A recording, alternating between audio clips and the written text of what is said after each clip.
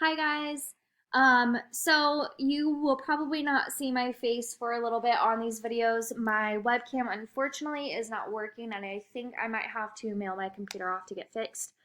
So that's just one of the joys of online teaching is that sometimes things don't work. So you are just going to have to listen to my voice. This is going to be a relatively quick video because there won't be too much modeling. This week we are going to be focusing on historical texts.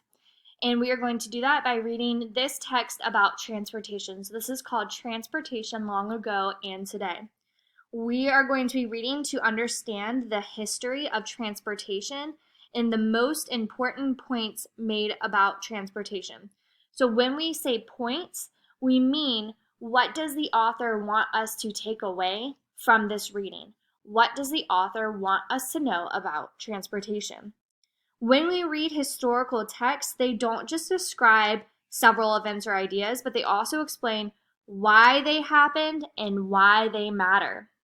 So we're going to be focusing on two different tasks this week as we read. So you may actually want to read this text twice since we're doing two different things.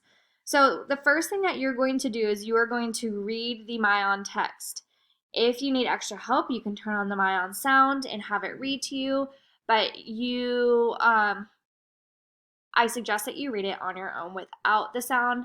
However, if you want it to be read to you, then you may do that as well. So you are going to be thinking as you read, which type of transportation do you think impacted the history of transportation the most? So I'm going to reword that question for you if you're struggling with it. Which mode of transportation was the most important in your opinion? Which one had the most impact? You are going to use the circle tool to circle your mode of transportation that you choose. And then you are going to underline with the line tool the reasons why you think it is the most important. That is going to be your written response. You will have to identify two pieces of evidence to support why you think that that mode of transportation was the most important or why you think it impacted transportation the most. Finally, we're going to be focusing on how authors use evidence to support a given point.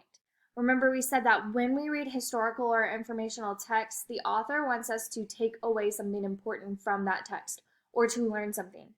So we are going to be using the graphic organizer task to identify evidence to support that scientists developed cleaner running engines and power sources. So in your graphic organizer, you will have a big bubble, and you'll see this whenever you actually open it. So you're going to write, scientists developed cleaner running engines and power sources. And then you are going to find evidence from the text to explain why they made this development. Please let me know at any point if you have any questions. This week I am going to have a bonus word.